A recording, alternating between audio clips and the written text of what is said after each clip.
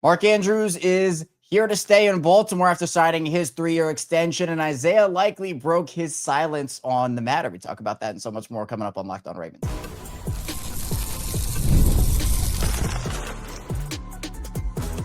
You are Locked On Ravens, your daily Baltimore Ravens podcast. Part of the Locked On Podcast Network, your team every day. You are Locked On Ravens. Welcome into the show. I'm your host, Kevin Oestreicher of Ravens Wire, here with you on the Locked On Podcast Network, your team every day, and now the #1 sports podcast network. Appreciate everybody for being here, making Locked On Ravens a part of your day. And whether you're an everyday or a first-time listener, or if you're somewhere in the middle, thank you so much for your support. We have 5 days a week plus more of daily Ravens content and coverage here on Locked On Ravens, and we have another jam-packed episode. As we all know, the Ravens signed Mark Andrews to that 3-year extension on Wednesday. And if you haven't heard it, well, I just broke the news to you. Mark Andrews signed a 3-year extension with the Ravens on Wednesday. But Isaiah Likely, who is definitely impacted by the signing, he broke his silence on the matter on Thursday. We'll also, in the second part of the show, talk about Lamar Jackson's injury status and updates, because went in the wrong direction at practice on Thursday. And then finally, in the final part of the show, we'll do a little Ravens and Steelers preview, as those two teams are set to face off in Week 14. Today's episode of Locked On Ravens is brought to you by FanDuel. Right now, new customers can bet just $5. And if your bet wins, you get $300 in bonus bets to use across the app. Here with me today from the Ravens Talk podcast and the Locked On Ravens Squad show, it is Sam Njoku. And Sam, biggest game of the season by far for the Ravens coming up on Sunday against the Steelers. And I really hope they win it, because I don't want to know what the reaction will be if they lose it, because, rightfully so, there'd be a lot of panic in Baltimore. And quite frankly, there already is, based off of how Thursday night went. Oh, yeah. The sky will definitely be falling in the city of Baltimore if the Ravens were to fall short in this contest. Huge game with playoff implications. I mean, I don't know the last time the Ravens had this big of a game in the first week of December, but if you haven't felt that, you're about to feel it now, because both of these teams are desperate for a win, because the winner likely is going to win the division. Yeah, it's massive. And you see those playoff percentages kind of fluctuate with the game. And you're like, okay, if that doesn't tell you the importance of this game, I don't think anything will. You got like 75% or 70% for each team if they win this game, and then down to like obviously 20 or 30% if they lose it. And plus the fact, Sam, that we know the Ravens don't own a lot of tiebreakers this year.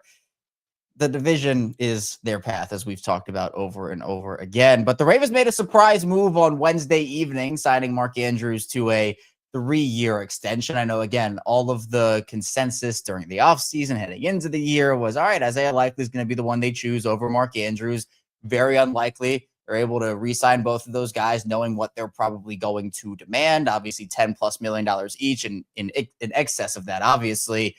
But as the year went on, and, Isaiah Likely's had a down season, and honestly, outside of touchdowns, which Mark he leads the team in touchdowns, the yardage hasn't been there for Mark at times this year.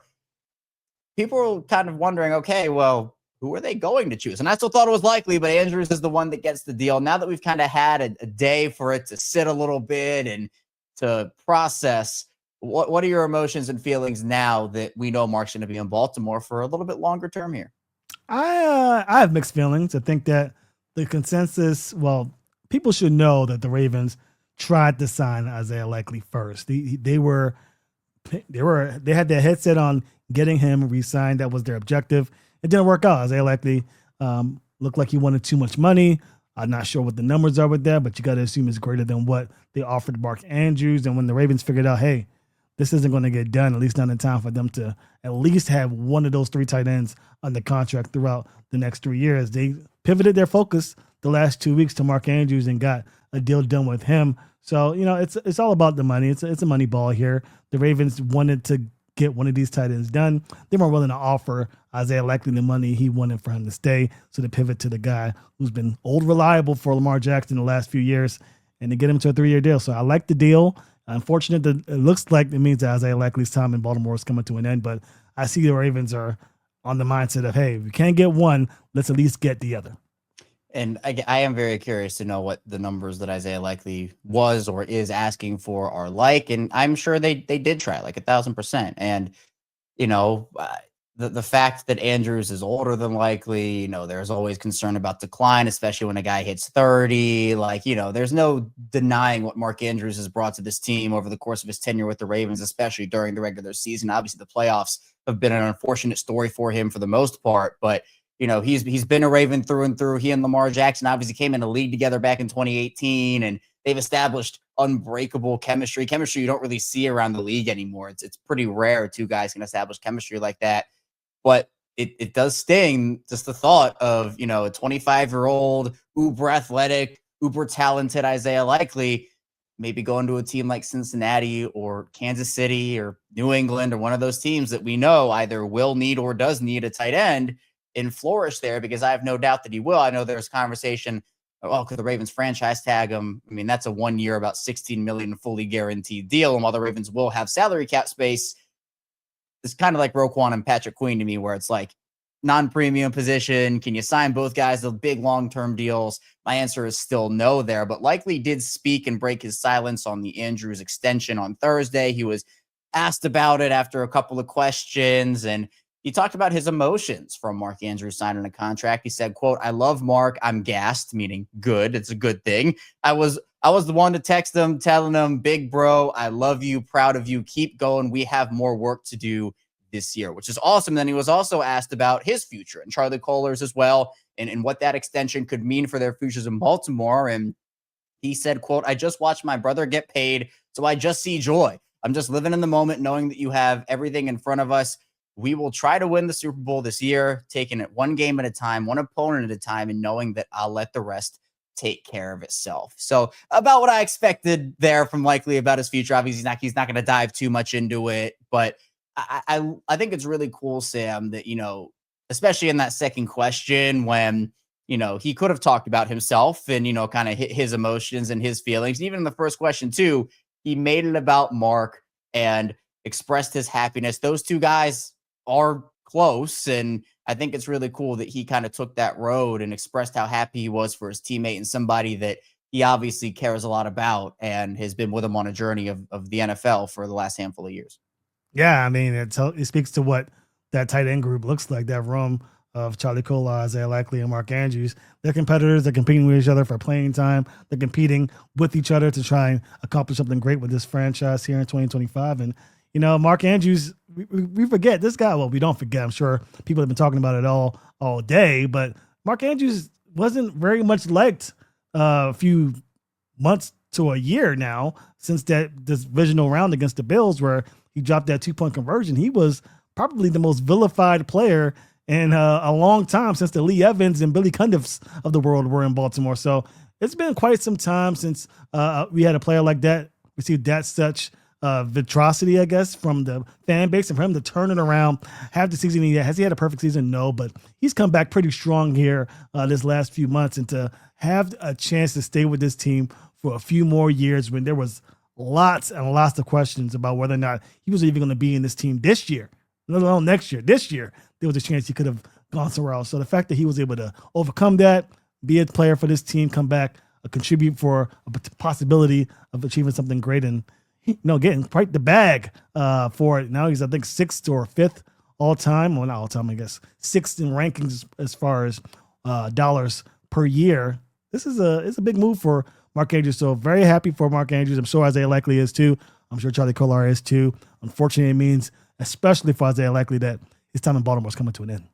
Yeah, and obviously the next step for Mark is playoff success. We all know that. No touchdowns for Mark through his years in the NFL. And, that obviously some of the big turnovers, the fumbles, the drop. I still remember he was injured in that 2019 Tennessee game, and he tipped that ball for an interception because he couldn't get up. And it's just like, the playoffs have been the struggle for Mark. But again, like over the course of the regular season, in my opinion, he's still a top 5 tight end. Isaiah Likely, in my opinion, when fully healthy and rolling, he at least is in that top 10 conversation. So I'm going to enjoy these guys while they're here all together still, like Isaiah Likely talked about. I'm going to enjoy those moments, but it'll definitely be bitter, not even bittersweet. I guess bittersweet because a guy will go and get a bigger opportunity somewhere, whether it's Likely or Kolar, but bittersweet in the fact that probably this is the last year we're going to see of those guys. Now, Likely also talked about the best part of having Mark Andrews as a teammate, and outlined how open Mark is to questions, and he had a lot of them coming from a non-5 power school or non-power 5 school, excuse me. And he was trying to figure out his way in the NFL, and he's trying to take care of his body, maintain his body. And, Mark being able to teach him how to study, how to prep his body, and just teach him how to be a pro. And there was a quote, I can't remember when it was a little while ago, but he had talked about how, I think it was how some rookie, like you're taught that some rookies have to be careful because some vets try to steer you the wrong way. Like there have been instances apparently of that. And he said that Mark was never that way, always was open to answering anything for him. And so again, it speaks to the player that he is in that locker room for the Ravens, the leader that, he is in that locker room for younger players. And, while I think again, like Mark, like every player, has his shortcomings, and I'm curious to see over the course of this deal what he looks like during it. Seems like he is one of those guys everybody respects in that locker room, and those guys are important.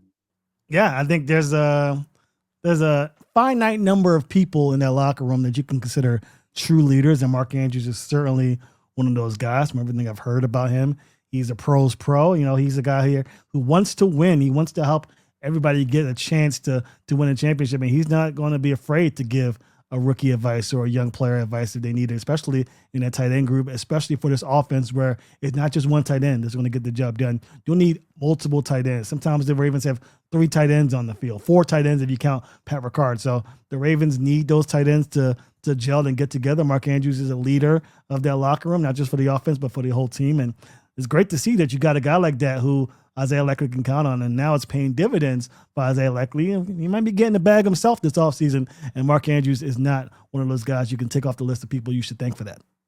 Yeah, I think that for a lot of people, it's not necessarily, and I mean, some of it is about the playoff stuff with Mark 100%, but I think it's more about this really doesn't bode well for Isaiah. And I think that's who it was almost like penciled in for me, not in pen, but penciled in of like, okay, there's no way they let him walk right now. Obviously there are very limited avenues. If they want to pay 2 tight ends, well, then what are they going to do about Tyler Linderbaum or Travis Jones or Chidobe Awuzie or some of these other guys that money would be taking? And even Charlie Kohler, who I think has earned some money this year, depending on what Isaiah Likely was asking for. I mean, there are just so many different thought processes, Sam, when it comes to this situation. And coming up in the second part of the show, we'll continue our conversation about it, hear what Nick Moore had to say on the squad show with us on Wednesday night, and also dive into Lamar Jackson because his injury situation just continues to take turn after turn. So be sure to stay tuned. We got a lot coming your way on Locked On Ravens.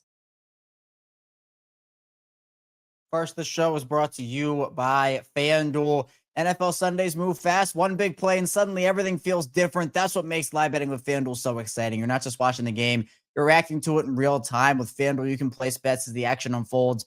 Every drive, every momentum swing, every highlight moment. Live betting is best when the game starts to shift, a receiver gets hot, a defense tightens up, and the momentum flips after a turnover.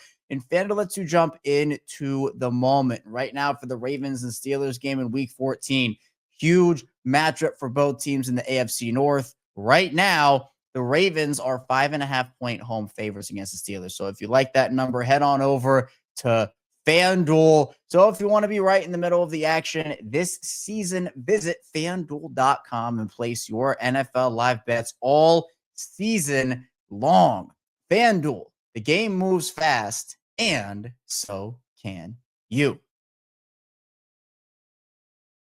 Back here, Locked On Ravens, Kevin Oestreicher and Sam Njoku still rocking out with you here on this Purple Friday edition of the show. Again, appreciate everybody for being here. We do have that 5-day a week plus more of daily Ravens coverage for you. Obviously, the main show is Monday through Friday, 6 a.m. Eastern time. We also have watch-alongs during games. We have instant reaction shows after games, as well as after pieces of big news. Like we have one for Mark Andrews, and I had to get that together pretty quickly because this team always loves making moves when I'm like, all right, I'm doing something. Oh, here we go. Now we got to go do this live. But it's always fun to do those and always fun to get those breaking news streams in. We also have the Locked On Ravens squad show with Sam and I, as well as former Ravens receiver Kaiser Ismail. We do that twice a week on Wednesdays and, of course, after games.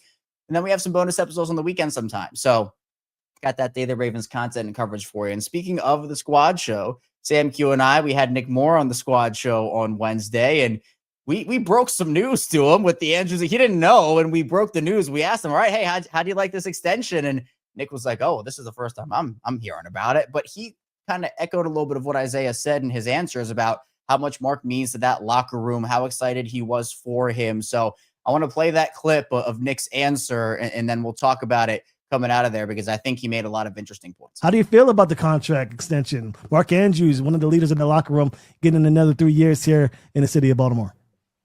This is the first I've heard about it. So okay. Breaking news all right. Well, breaking news for Nick Moore. Yeah, Mark Andrews is sticking around 3 years, $39.3 million. Wow. He's staying in Baltimore. So, what is your instant reaction to the news, Nick? My first thought is he's had a heck of a weekend. He got engaged over the weekend and over the bye time, and now he gets a contract extension. Man, good for him, dude.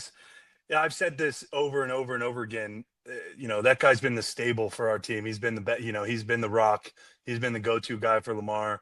He's just such a leader. He's such a great football player. He makes plays. We've seen him do a lot of stuff this year. I feel like this season and last season is very similar. At the beginning of the year, people were like, where's Mark Andrews? He's not doing this. He's not scoring touchdowns. Boom. All this stuff. And then all of a sudden, boom, he goes on a tear and he scores like 10 touchdowns in I don't know how many games. But I feel like every week he's scoring touchdowns, doing what Mark Andrews always does. And I think he deserves it. He's put in the work. He's had the success on the field. He does the stuff in the locker room. He does the stuff off the field. What you want in a guy who's now become, outside of Lamar, the franchise player, him and, some of these other guys that have been here for a long time that have gotten multiple contracts. So I'm thrilled to have him. I know he's a great player. And he's a great teammate, and he's huge for the Ravens. So he's going to be – I look forward to seeing a lot of success from him down the road. So Sam only has 332 yards on the season, but as Nick was kind of alluding to there, he is the touchdown machine for this team this year, again, with 5 of them. Next closest, there's a couple of guys tied with 2. So that chemistry with Lamar Jackson, like we talked about. But again, it's just like the leadership that he provides this locker room on account of multiple players now. And Mark obviously expressed, his desire to retire in Baltimore, how much being in this city and playing for this franchise means to him, and, how this is what he wanted.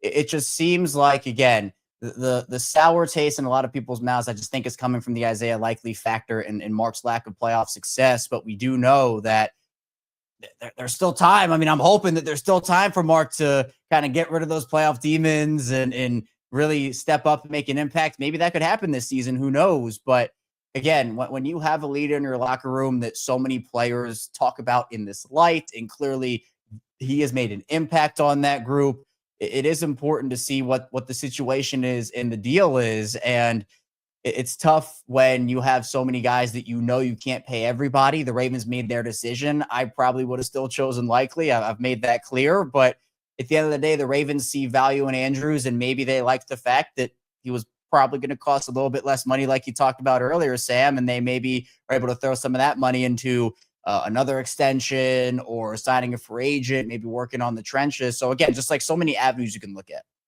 Yeah, I mean, you're not going to pay Isaiah Likely 3 years, $40 million. You're going to pay him a lot more than that. At least that's what he's looking for. And the Ravens figured, hey, we're not going to be able to match this. And if we do, we're most likely going to have to lose a guy or maybe 2 guys in order to retain him. How much money are you trying to put in a position at tight end when you're really, really good at drafting tight ends? I mean, I don't know if there's a franchise better at drafting tight ends than the Baltimore Ravens. I'm looking at Shannon Sharp. I mean, and we can go down the list to guys, Dennis Pitta over the years.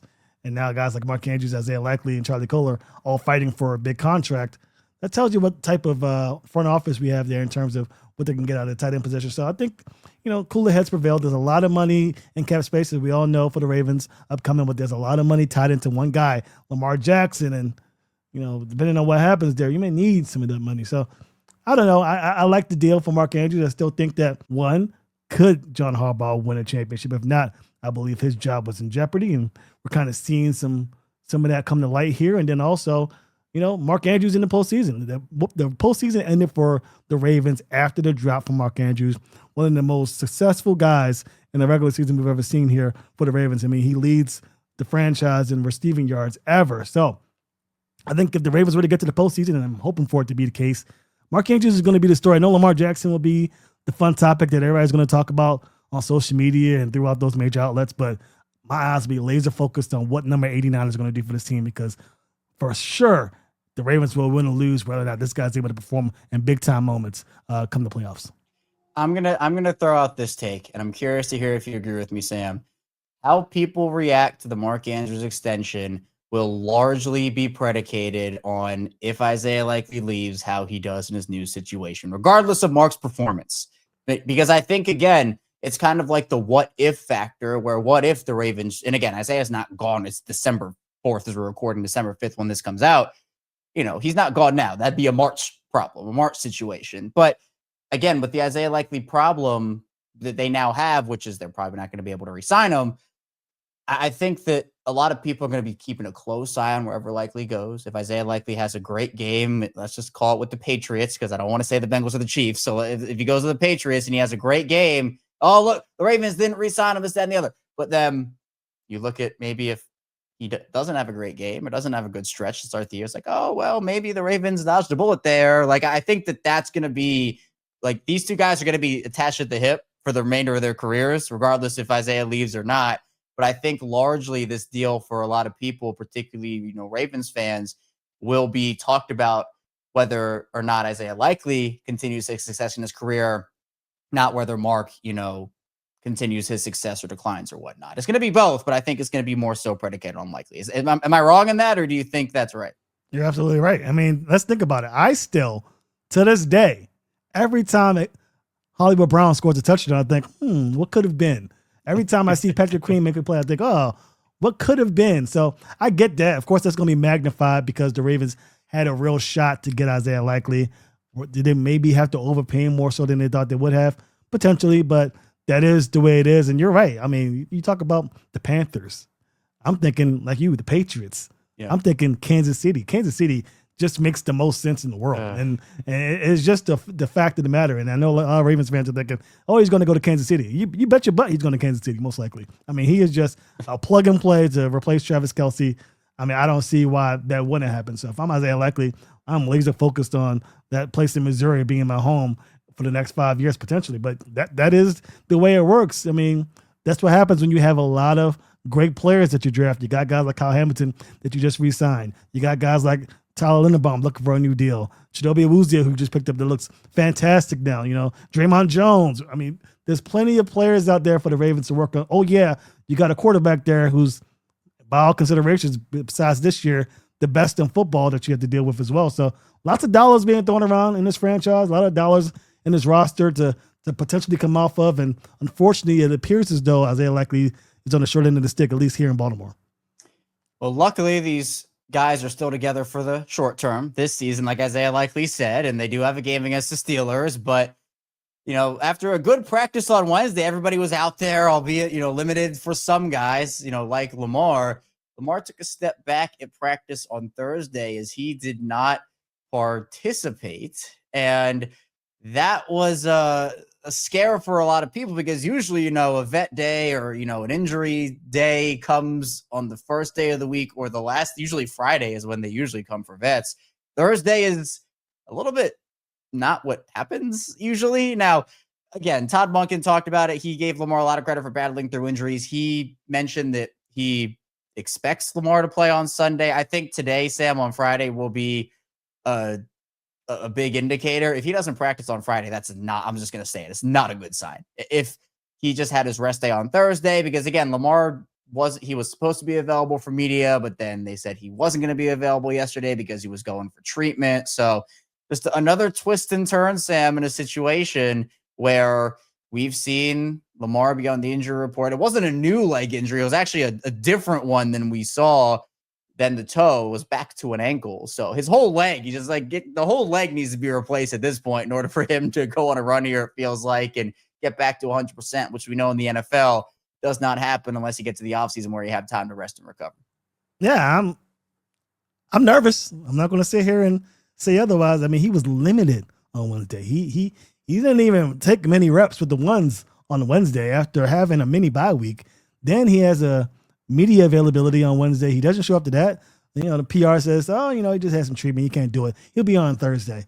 Doesn't practice on Thursday. That's a big practice day, by the way. It's not like, it's a regular day. Friday is less important to me as far as being prepped for the game than Thursday. Thursday's a big day to just totally miss practice, not be limited, just flat out miss it.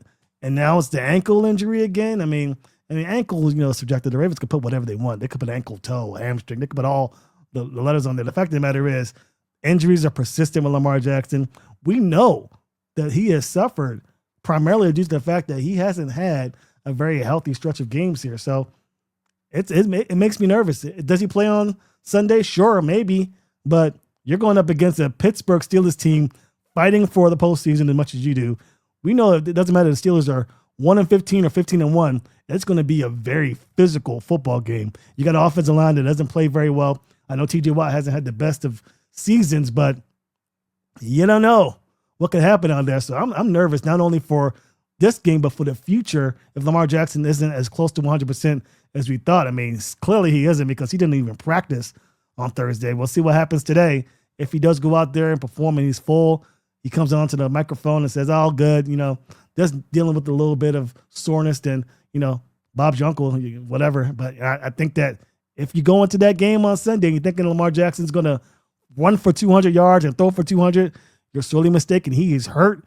He didn't practice on Thursday. And I'm not going to say the sky is falling, but be on the lookout. This is definitely bigger than I think some people are making it out to be.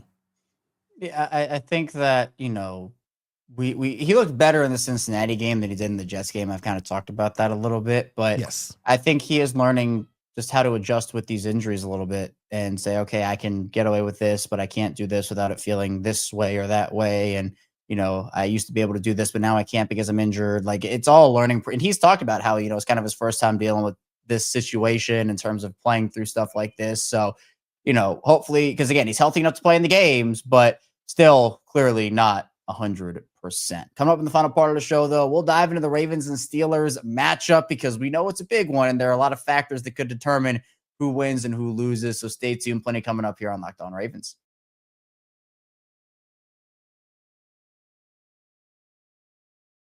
It is Locked On Ravens. Kevin Oestreicher, Sam and Joker. We're still here with you on this Purple Friday edition of the show. Sam, I'm definitely nervous for this game because these are two teams that are struggling, are going to be playing and fighting hard. And you just have to throw everything out when you're talking about these games in general, right? I mean, you could be the best team in the league, the worst team in the league, have all the Pro Bowlers in the world, no pro. It doesn't matter. Literally doesn't matter. Anything can happen. Anything goes in these games. We know both teams are 6-6 tied atop the AFC North, although Baltimore currently has the slight tiebreaker advantage. I think you got to win this game to not make week 18 as nerve-wracking as it could be with, if you go down, you're definitely done here. But as we talk about like playoff percentages, this game is going to determine a lot about who could potentially make the playoffs out of this division or not. And you're looking at a Steelers defense that's underachieving right now. Ravens offense is underachieving right now. A couple of other areas that are underachieving on both teams. It's almost like an unstoppable force meets an immovable object, and you're seeing which one is going to win out. It is going to be very interesting. I will say this. I am very interested to see how the Steelers respond to the shellacking they took from the Bills in terms of the rush offense that the Bills imposed. Now, the Bills' run game is formidable. I'm not sure if the Ravens can really say that they're up to par to what the Bills have been able to do rushing the football this season. But I know the Steelers are afraid of what the Ravens can do on the ground because the Ravens took them out of the postseason, took them out of the running for the division title, primarily with the legs of Derrick Henry and Lamar Jackson. Now, we know Lamar Jackson dealing with the leg injury, ankle injury, whatever you want to call it. So his ability to rush will be limited, but that doesn't mean that the Ravens will not come into this game with the mindset of we're going to run the ball down your throat until you stop us. On the opposite end, the Steelers probably know, hey, we were unable to stop the run this game. We're not going to allow Derrick Henry to beat us with his legs. We're going to put 8-9 guys in the box. Very similar to what the Bengals did on Thursday where they just kept 9 guys in the line of scrimmage. I'm not sure if they'll be spread out like that to impose the cover zero concept, but they'll keep bodies in the line of scrimmage, near the line of scrimmage, near that box to make the Ravens force you to beat them with Lamar Jackson's arm. Will they succeed in that regard? Who knows? The Ravens have had difficulties extending plays with Lamar Jackson throwing the football, primarily due to the offensive line play, but also because Lamar Jackson haven't had a great year overall as a quarterback. So we'll see what happens, but the chess match between these two teams, very interesting, but it definitely comes down to purple and black against black and gold. Who gets the job done? Yeah, you have to take advantage of the Steelers defense right now, particularly in the run game. As it's already been announced, they're not going to have rookie Derrick Harmon, who has been a huge reason for whenever they have been good against stopping the run. He has been the reason. In the 3 games he hasn't played, opposing teams have run absolutely wild on them. So I'm curious to see. I mean, Patrick Queen did return to practice on Thursday for the Steelers with his glute injury. He was limited. Kyle Duggar was actually added to the report with a hand injury. He didn't practice. He's been pretty good for the Steelers since coming over from the Patriots. So the Steelers defense still has names on it, but it's not the Steelers defense we've seen in the past, and where they're just kind of a middling group this season, 15th in the league against the pass, 18th in the league against the run. And their conversion percentage, they're one of the worst third down defenses in the league. So there's an opportunity, like we talked about last week, for the Ravens to get back on track and bounce back. Now, again, the Steelers defense is better than the Cincinnati defense. And, while the Cincinnati defense was playing better over the last couple weeks before coming into the Ravens game, I think the Steelers are kind of on the opposite side of things, where they're struggling to find anything right now. It feels like, obviously, a lot's going to have to do with Lamar Jackson and the offensive line, a lot of the things that you talked about, but I'm expecting a heavy dose of Derrick Henry for sure. And I also want to see if maybe this is the start of the contract revenge tour for Isaiah Likely. Is he going to step up over these last 5? We saw him have a good game outside of the fumble, which was obviously a bad moment, but I'm curious to see if this tight end group, now that Andrews has his deal, Likely's probably fighting for another contract elsewhere, and he can get his money up maybe. Does all 3 of those guys start to contribute in a higher manner than they have this season? You think the Ravens fans are upset? We talked about seeing Isaiah Likely in the uniform going off. What if he starts going off this stretch of games? 5 games to go. Isaiah Likely racks up 2 touchdowns a game. Fans are furious. We're letting this guy go? I feel like it could be one of those situations. But I think, overall, again, the Steelers defense is better than the Bengals.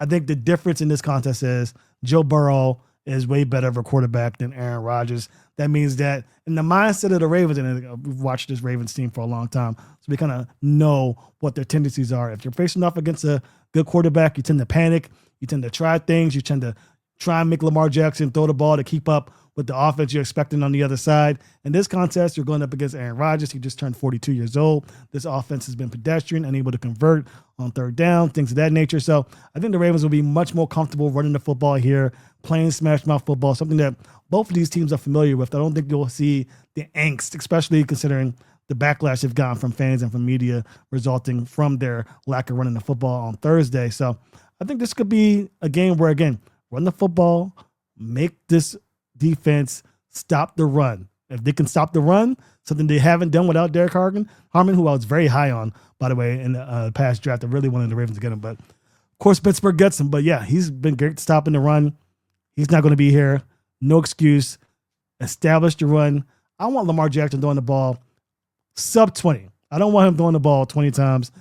Make him relax. Rest that leg. Just hand the ball off. You got Keaton Mitchell. You got Derrick Henry. You got, I guess Justice Hill's out. I wonder who's going to be next. Rashid Ali. I guess you can use him. It's Ali. Yeah. Whatever it takes, kick the ball out of Lamar Jackson's hand. Give him another week of rest, at least, and then get ready for the Bengals. I think the Ravens start with the run, end with the run, defeat them that way, and I think they have a good chance to win. And that's how they were able to dominate Pittsburgh. Yeah, the last couple of games they've played, where it's rare that a team dominates the way that they did. But, the Minka stiff arm from Derrick Henry or some of the other stuff we've seen, like that's the path. You can't let the Steelers slop this game up, because that's what they did in the first game of the season last year with the Derrick Henry fumble on the second play of the game or something. And then they just able to win that game because Tucker misses field goals and Boswell nails all his. So that's the Steelers' path to this game, in my opinion, because, the Ravens have a higher scoring potential output on offense than the Steelers do. So if the Ravens can even just be some semblance of themselves on offense, the Steelers even might not be able to reach that, because I just don't think the Steelers' ceiling on offense is that high. So I feel eerily confident in this one, Sam. I don't know if I should, but I do. If they don't win this one, then everything is shattered, but we're going to see how this all unfolds. But I appreciate you hopping on, Sam. Thank you for joining me and talking some football with me as always. On the way out, you to tell everyone where they can find you and what you're working on. Find me on Instagram, TikTok, any social media outlet, on Ravens Talk Podcast. Talking Ravens football all the time, all 24/7 pretty much. If you have any questions or want to just talk football, Ravens football, reach out to me and we'll talk some football. You can also find me on the Locked On Ravens Squad show with myself, Kevin and Q talking Ravens football twice a week. We'll be live after the Ravens hopefully beat down the Pittsburgh Steelers, talking all that good stuff as the Ravens take sole possession in the first place. Got to get the job done first, but very much looking forward to that show to speak on the Ravens' success. I'm hoping they pull out the win. They need to pull out this win. Oh, yeah. So be sure you go support Sam. Follow him everywhere. Subscribe to him everywhere. And go support him, of course. And that's all I have for you today on Locked On Ravens. Sam, thank you for joining. And thank you to everybody for watching and listening. On the way out, be sure to like and subscribe button in video form and follow along and subscribe in audio form for that 5-day-a-week plus more Daily Ravens coverage. Maybe a bonus episode tomorrow, maybe not, depending on the headlines. But if not, of course, we'll have our game day episode on Sunday morning. So be sure to stay tuned for all we have in store. I'll see you right back here soon on Locked On Ravens.